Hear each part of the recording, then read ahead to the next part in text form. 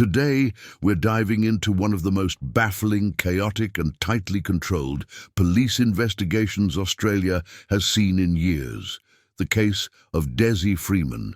And before we go any further, make sure you hit subscribe so you don't miss any updates on the cases Australia can't stop talking about. Because the more we look into this one, the stranger it gets, and trust me, you're going to want to follow every new detail. Now, let's begin. 2 police officers killed, a third critically injured. A massive manhunt launched within minutes. A regional community thrown into confusion, entire roads locked down, surveillance equipment appearing seemingly overnight. New laws rushed in specifically for this case, and the one man at the center of it all, 53-year-old Dezi Freeman, still unaccounted for. But here's the part that bothers people the most. From the very first statement police gave, nothing has quite lined up. Every new explanation leaves a bigger question behind it. Every detail that's released only raises more doubt, and the deeper you look, the more the official narrative begins to feel incomplete. So today we're walking through the contradictions, calmly, logically, but honestly, because you deserve clarity. And right now, clarity is the one thing this case does not have. Let's start with the morning of August 26th. Police arrive at Rainer Track to execute a search warrant. That part is clear. But the public was never given a straight answer about what the warrant was actually for. First, we were told it related to an old sexual assault allegation.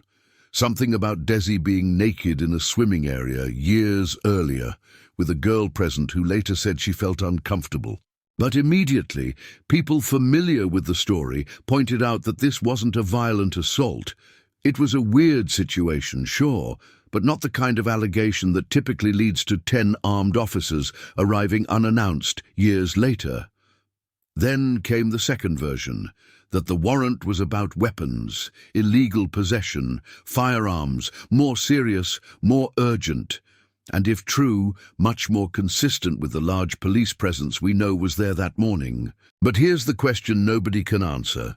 Why haven't police confirmed which version is correct? Why does the most basic part of this case, the reason officers were at the property, remain a mystery? And more importantly, if the warrant was straightforward, why hasn't it been publicly released? After a shooting of this magnitude, warrant documents almost always become public record. They're usually released within days. But in this case, nothing. Silence. Ask yourself, what kind of warrant would spark a public backlash if revealed too soon? That alone is enough to make people suspicious. Now let's talk about the bodycam footage. This is the single biggest red flag in the entire investigation.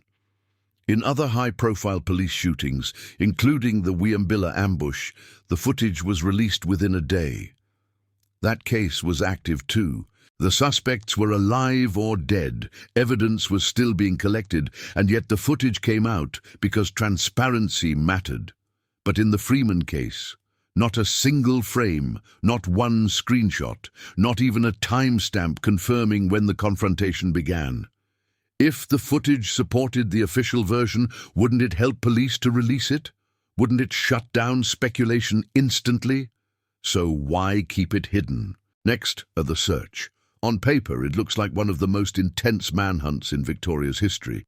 Helicopters, mounted police, dog units, tactical teams, drones, roadblocks, exclusion zones. But here's the strange part. For all that manpower, for all that technology, absolutely nothing has been found. No clothing, no tracks, no blood, no physical evidence. No confirmed sightings, nothing. How does a man allegedly fleeing on foot, possibly injured, leave behind zero trace? Most people don't realize this. In typical search operations, if authorities fail to locate evidence within several days, they expand the grid. They widen the perimeter. They follow new hypotheses. But in the Freeman case, the opposite happened. The perimeter stayed tight, incredibly tight.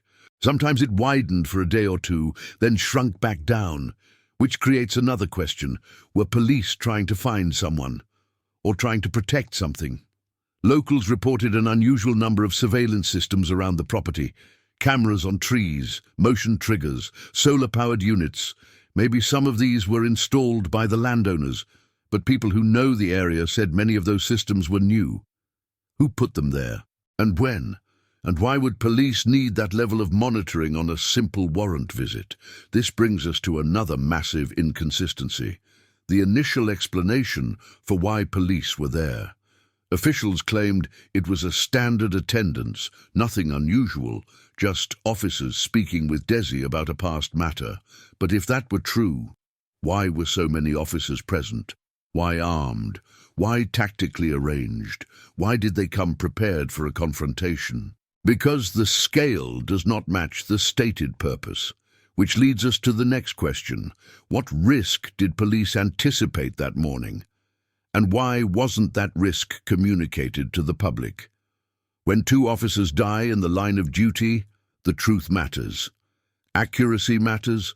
Transparency matters. Yet every step of this case is marked by silence, or half-answers, or contradictions. Take the search grid, for example. Police say they believe Dezi escaped into the bush and has survived for months. But if that were true, he would need food, water, shelter, or assistance. Yet police have never confirmed any evidence of human activity in the forest consistent with his presence. So what are we missing? Were police looking in the right area? Was he ever in the bush at all? Or was the search grid serving another purpose entirely? Another major contradiction: the extreme secrecy around road closures. Residents weren't just told to avoid certain areas. They were told nothing at all. No explanation, no timeline, no operational updates, just barriers. People in the town noticed something else. Businesses became strangely cautious. Locals started watching unfamiliar cars. Multiple shops reportedly knew details about outsiders before they even arrived. How? Why? Was this coordination? Was it instruction? Was it fear?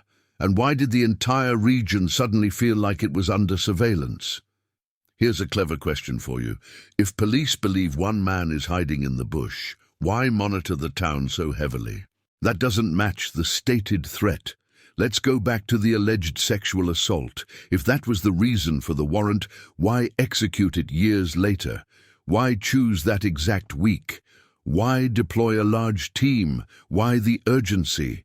And why link it to a violent confrontation that escalated within minutes? And if the warrant was about firearms instead, where is the confirmation? Why not simply say so? Why not reassure the public that the warrant was warranted? The longer the silence continues, the more these inconsistencies harden. Then there's the question of why new laws were introduced specifically for this case. Not existing emergency powers, new ones designed quickly, enforced aggressively. This is unheard of in a localized police investigation. When legislation is written around a single incident, it means there's something about that incident that the government considers exceptional. Exceptional how? Risk, sensitivity, embarrassment, liability. Everything circles back to one core issue. Nothing aligns cleanly. The route police say Dezi took doesn't align with the lack of evidence. The warrant doesn't align with the response. The secrecy doesn't align with transparency expectations. The community surveillance doesn't align with a simple fugitive search. The bodycam silence doesn't align with modern policing norms. And the tightening perimeter doesn't align with a standard manhunt. So here's the question that Australia keeps asking, and the question police absolutely refuse to engage with: is the official version of events incomplete? Are we missing a key detail, something crucial, that changes the interpretation of everything that followed? Because if the official explanation was strong, consistent, and backed with evidence, the public wouldn't be asking these questions.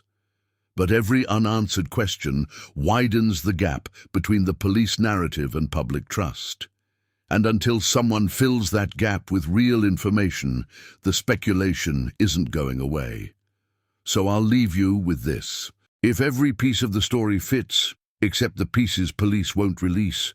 What is the truth hidden inside that silence? All right, mate. Tell me your thoughts below. If you want honest breakdowns, real questions, and no sugarcoating, hit subscribe. It helps the channel massively and make sure you don't miss the next update. I'll see you in the next one.